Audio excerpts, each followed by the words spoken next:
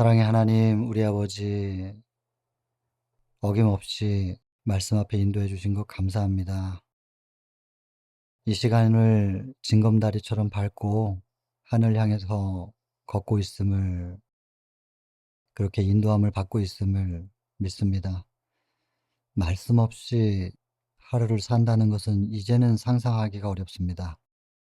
실은 하루를 산다는 것이 아니라 이 대쟁투를 싸워 나간다는 것, 말씀 없이 대쟁투 가운데서 나아간다는 것이 상상할 수 없는 일입니다.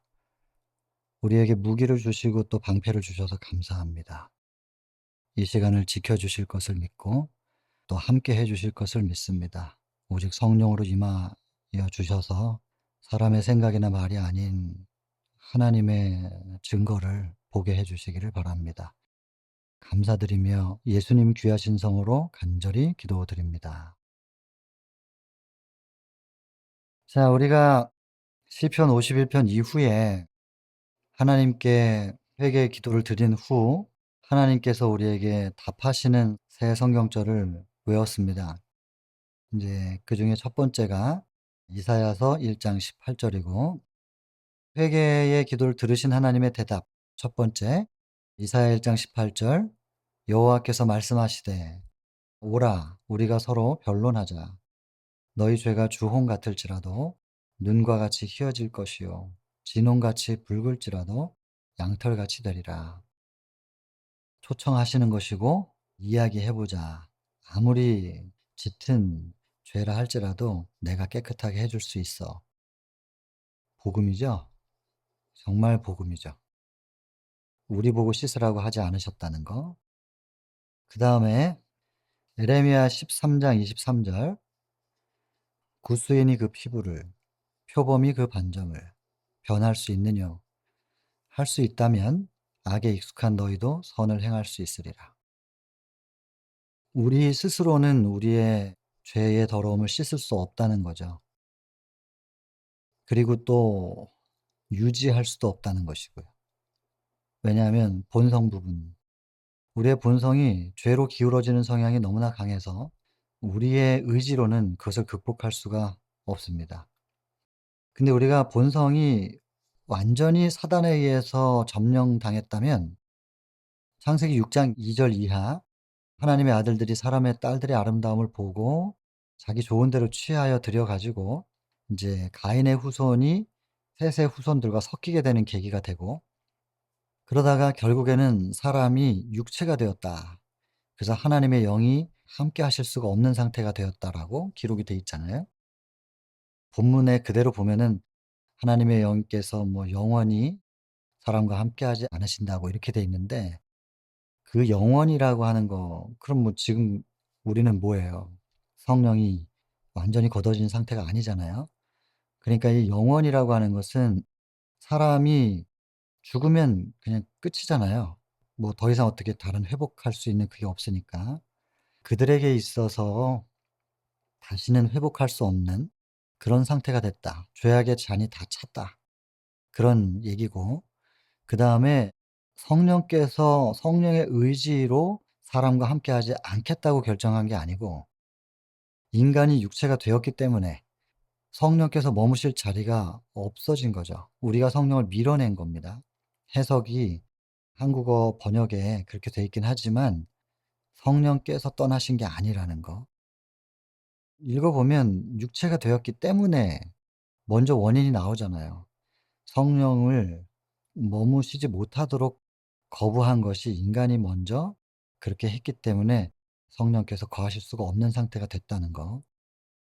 그런 상태라면은 성령이 역사할 수 있는 여지가 없습니다. 그래서 죄악의 잔이 다 찼고 이미 생명과 완전히 분리된 상태, 홍수로 장사 지내는 일만 남아 있었어요. 그러나 지금 저희들 같은 경우 그렇게 완전히 다 점령되어졌다 이렇게 볼 수 없잖아요. 지금 우리들에게는 물론 사단에 의해서 더럽혀진 본성이 있죠. 그것 때문에 우리가 죄로 기울어진 성향이 너무나 강하고 그것을 극복할 수 없습니다, 우리의 의지만으로는. 그러나 우리에게는 하나님의 형상도 남아 있거든요. 그 세상을 아직도 2차 홍수 혹은 2차 심판, 2 차로 장사 지내는 그런 일이 안 벌어질 수 있도록 지켜주고 있는 거 어머니들이라고 그러더라고요. 어머니가 자녀를 향한 그 사랑이 있는 한 하나님의 형상이 남아 있는 거거든요. 우리가 악한 자라도 자기 자식에겐 좋은 것을 줄 줄 알거든. 이것이 하나님의 형상이 남아 있는 것입니다. 그래서 하나님의 형상이 남아 있기 때문에 하나님에 대한 선에 대한 의에 대한 갈망이 있는 거죠. 이게 하나님을 우리가 부를 수 있고 하나님께 매달릴 수 있는 유일한 희망이에요. 우리에게 남아 있는 하나님의 형상. 그러나 그럼에도 불구하고 더럽혀진 죄를 우리의 의지로는 극복할 수가 없습니다. 그러니까 우리에게 남아 있는 하나님의 형상으로 저의 일부가 하나님과 닮아 있기 때문에 하나님을 갈망하고 그 하나님을 모셔 드리고 하나님께 이 죄된 본성들을 맡겨 드릴 수 있는 거죠. 완전히 사단에 의해서 점령이 돼 버리면 하나님을 찾지 않거든요. 하나님을 갈망하는 마음이 아예 사라져 버리는 거기 때문에 하나님을 부르지 않고 그러면 죄악의 잔이 다 찬 거예요. 그러면 하나님께서 잠재우시겠죠. 그러나 지금 살아있는 모든 사람들에게는 아직 희망이 있습니다. 단 한 점이라도 하나님의 형상을 닮은 모습이 남아 있으면 죄악의 잔이 아직 안 찼어요. 그러면 포기하지 못하시죠, 하나님은. 지구 전체가 욥 한 사람 때문에 건짐 받았거든요. 또 역사 속에 인제 존재했었던 모든 인류가 예수님 한 분으로 구원받는 것처럼 욥이 없었으면은 지구 대표로 사단이 고정됐을 수도 있겠다 생각을 해 봅니다. 개인적으로도 마찬가지입니다. 내 죄악의 잔에 한 방울이라도 하나님의 형상을 닮은 여지가 있다면 하나님 포기 못 하십니다. 근데 그 잔이 다 차 버리면 우리가 사단을 결국에는 받아들여 버린다면 하나님은 잠재우실 거예요. 더 이상 죄를 더하지 못하도록.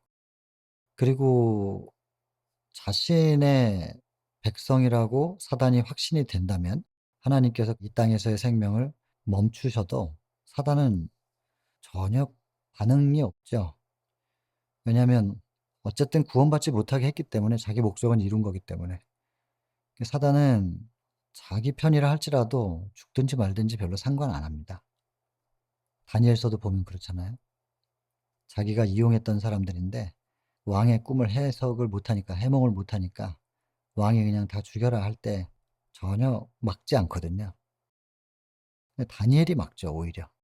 왕의 명령이 "왜 이리 급하뇨?" 하면서 "나에게 시간을 좀 달라. 나의 하나님께 여쭤보겠다."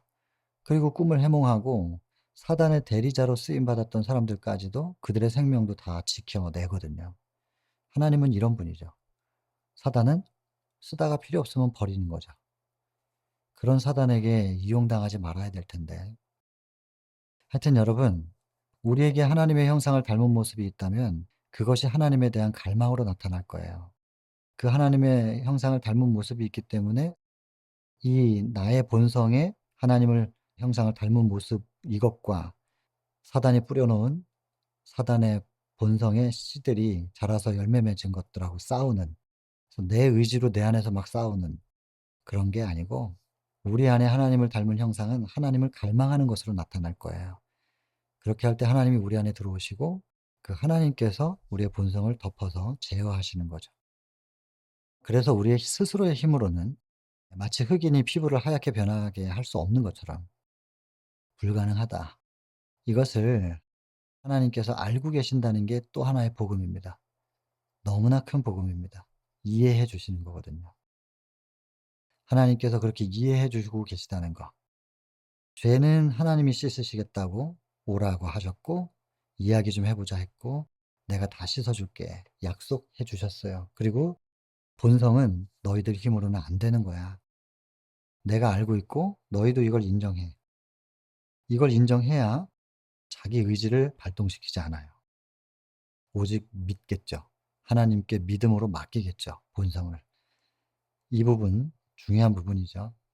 그다음 마지막으로 그래서 우리 힘으로 안 되기 때문에 에스겔 36장 26절 새 영을 너희 속에 두고 새 마음을 너희에게 주되 너희 육신에서 굳은 마음을 제하여 부드러운 마음을 줄 것이며 우리 속에서 굳은 마음을 제해 주셔야 우리가 굳은 마음에서 벗어날 수 있고 부드러운 마음을 주실 수 있는 분이 주셔야 우리가 부드럽게 됩니다.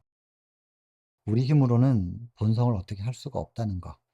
이걸 빨리 인정해야 됩니다. 그래야 좀 더 믿음으로 말미암아서 의가 이루어지는 경험을 할 수 있겠죠. 자꾸 내가 버티면 사단과 싸우는 줄 알았는데 결국엔 이게 하나님이랑 싸우고 있는 거예요. 그래서 사단은 의를 갈망하지 못하게 만들든가 아니면 의를 갈망하게끔 허용하면서 동시에 그 갈망을 너의 의지로 노력해서 한번 채워봐. 이렇게 하는 거거든요. 후자는요, 하나님이랑 싸우는 거예요. 그래서 하나님께서 굳은 마음 제하고 부드러운 마음을 주셔야 우리 속에 새로운 내가 하나님의 형상이 온전히 회복되는 그런 경험을 하게 되는 거죠. 그 일들이 이루어지기 위해서는 새 영, 성령께서 오셔야 됩니다. 성령이 임하셔야 우리 속에 창조를 하셔서 새 마음을 우리에게 주실 수 있는 것이죠. 그리고 여기 보면 육신에서 굳은 마음을 제한다 그랬거든요. 육신에서 마음을, 굳은 마음을 또 부드러운 마음을. 여러분 절대로 육신과 마음을 분리시킬 수가 없습니다. 마음은 육신 속에, 또 육신은 마음과 연결되어 있는 거기 때문에 절대 육신과 마음을 분리시켜서는 안 된다는 거. 그래서 육은 대충 하면서 영적인 것만 추구하면 되겠지? 절대로 안 된다는 거. 그래서 우리 육신의 개혁이 요구될 수밖에 없습니다. 성소 정결을 위해서는 마음만 성소가 아니라 우리의 몸도 성소이기 때문에 하나님의 임재의 자리이기 때문에 마음의 정결함과 몸의 정결함이 하나입니다. 같이 이루어지는 거죠. 그렇게 된다면 우리가 음식을 깨끗한 걸 먹을 때 몸만 깨끗해지는 게 아니라 우리의 영도 깨끗해진다는 거. 우리가 음식을 통하여 몸이 건강해지고 정결하게 될 때 우리의 마음도 정결하게 된다. 이 상관관계, 이것이 우리에게 주어진 건강 기별에 담겨 있는 내용인데 이것이 이제는 과학적으로 다 증명이 됐죠. 우리가 먹는 음식에 의하여 우리 정신세계에 미치는 그 영향. 그래서 우울증도 그리고 뭐 ADHD 같은 아이들 산만한 것들 이런 정신적인 문제들이 우리가 어떤 음식을 먹느냐에 따라서 또 장내 미생물들의 생태계를 얼마나 잘 갖추어 주느냐에 따라서 그래서 장내에 유익균들이 활성화됐을 때 면역이 어떻게 향상되고 또 정신이 얼마나 밝아지고 뭐 세로토닌 같은 성분이 한 90%가 대장 내에서 만들어진다고 하고 또 면역의 70%가 다 대장에서 그래서 이 장내 유익균들의 생태계는 그렇게 중요한 부분이죠. 근데 그 미생물들이 뭐 먹을 게 있어야 건강해질 거 아니겠어요? 근데 대부분 우리가 단당류를 주로 많이 먹어서 앞쪽에서 다 그게 소화 흡수가 돼 버리는 바람에 대장이나 직장까지 특별히 하행결장, S결장, 직장, 그다음 항문 이렇게 되는데 끝까지 못 가는 거예요. 그러니까 유익균들이 먹을 게 없어 가지고 건강할 수가 없는 거죠. 근데 거기까지 도달할 수 있는 이 당을 이눌린이라고 하는데 대부분 아주 강한 섬유질에 많이 담겨져 있죠. 뭐 물론 콩에도 많고 통곡류도 그렇고 뭐 우엉이나 연근이나 뭐 이런 것들 이눌린 검색하면 쭉 다 나옵니다. 그래서 그런 음식들을 통하여 우리의 대장 내 유익균들, 그 유익균들이 건강하게 되면 그것이 우리의 면역계에 얼마나 도움을 주고 또 정신 건강에 얼마나 도움을 주는가. 그러니까 이 하나님께서 우리를 창조하시고 창세기 1장 29 절에 채소, 식물, 채식을 우리에게 양식으로 주신 그 이유가 지금은 과학적으로 다 이렇게 증명이 되어 있다는 거 참 감사한 일입니다. 그래서 절대로 이 육신과 마음을 분리시킬 수 없다. 그래서 육을 정결하게 하는 것이 곧 정신을 정결하게 하고 영을 맑게 하는 것이고 또 영을 맑게 해 주는 말씀이 이 말씀을 우리가 마음속에 받아들이고 계속 묵상할 때 몸이 건강해질 수 있을까? 예. 당연히 저는 아멘이라고 보죠. 이 상관관계를 과학적으로 좀 설명하자면 따로 시간을 좀 내야 되겠지만은, 아무튼 여러분, 영과 육은 분리시킬 수 없습니다. 그래서 이 육신에서 굳은 마음을 제한다. 그리고 그 육신에 부드러운 마음을 줄 것이다. 이렇게 말씀하신 이 성경 말씀 속에서 하나님께서 해 주시겠다는 약속을, 그리고 하나님께서 우리가 원하기만 한다면 기꺼이 이것을 하기를 원하시는 하나님의 우리를 향한 사랑을 꼭 좀 기억하시면 좋겠고, 동시에 영과 육은 절대로 분리시킬 수 없다. 이것을 꼭 기억하셨으면 좋겠습니다. 자, 오늘은 새 성경절을 한번 이렇게 같이 묵상하고 나누어 보았습니다. 다음 시간에는 갈라디아서 5장 22절과 23절, 성령의 9가지 열매죠. 하나하나 의미가 좀 있습니다. 그래서 저는 매일 기도할 때 성령 달라는 기도하고 나서 연결해서 성령의 열매, 저한테 그 9가지 열매를 꼭 주셔야 됩니다. 사랑과 희락과 화평과 하면서 하나씩 하나씩을 꼬박꼬박 이제 힘주어 얘기해요. 제 안에 그런 열매가 꼭 맺혀지게 해 주십시오. 그리고 인제 성령께서 가르쳐 주시고 생각나게 하신다 했으니까 말씀을 직접 가르쳐 주십시오. 그리고 회개할 수 있게 해 주십시오. 하나님과 내 사이를 가로막고 있는 거, 난 하나님과 소통하고 싶은데 가로막고 있는 걸 내가 발견하지 못하면 계속 가로막고 있으니까 소통이 안 될 거 아니겠어요? 발견하게 해 주십시오. 빨리 허물고 하나님과 소통하기를 원합니다. 성령과 관련된 것은 이게 세트예요. 딱 요렇게 세트로 성경절 다 우리가 외웠죠. 갈라디아 5장 22 절까지 외우면 이제 딱 다 맞을 거예요. 고 세트로 성령 간구할 때 성경절들 다 나열하면서 말씀대로 되게 해 주세요. 이렇게 기도하거든요. 늘 부족함을 느끼지만 분명히 이렇게 성령을 달라고 매달리는데 이른비의 경험을 할 수 있게 하시리라고 저는 믿고, 그 이른비의 경험 끝에는 분명히 인치는 인을 받을 것이고, 그리고 늦은 비의 능력도 받을 것입니다. 늦은 비의 능력이어야 재림 운동이 이루어지고 주님 재림하실 수 있겠죠. 여기저기서 수류탄도 터지고 미사일도 터지고 해요. 국부적으로. 근데 세상이 안 뒤집히거든요. 핵이 터져야 돼요. 핵이 터져야 뒤집히죠. 물론 그렇다고 수류탄을 안 던지냐? 해야죠. 지역적인 전투를 해야 되니까 수류탄도 던지고 미사일도 쏘고 하긴 해야 되는데, 결국에 전쟁의 판도를 완전히 뒤바꿀 수 있는 마지막 키는 핵에 달려 있습니다. 핵미사일을 터져야 돼요. 늦은 비의 능력은 핵처럼 강력할 겁니다. 그걸 간구하면서 기다리는 거죠. 그리고 늦은 비의 능력의 통로가 될 수만 있다면 그보다 더 영광은 없을 거예요.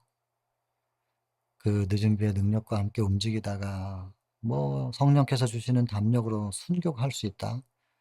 참 영광이겠죠. 물론 야곱의 환난을 거쳐서 살아서 주님의 얼굴을 볼 수 있다면 그것도 더 큰 영광이겠지만, 소망합니다.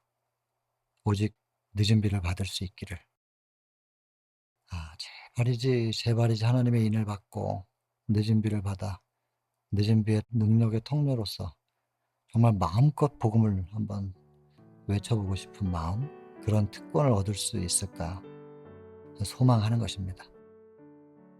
자, 어쨌든 우리가 말씀을 정말이지 뚜벅이죠. 뚜벅뚜벅 하루에 한 절씩, 두 절씩도 있겠지만 그렇게 계속해서 말씀을 붙잡고 하루 살고 또 하루 살고 또 하루 살고, 여러분 절대로 놓치지 마시기를, 그리고 절대로 이 걸음이 멈춰지지 않을 수 있도록 서로를 위해서 기도도 하고 격려도 하고 또 때론 밀어도 주고 끌어도 주고, 그러면서 같이 걸어갈 수 있으면 좋겠습니다. 기도하고 마치겠습니다.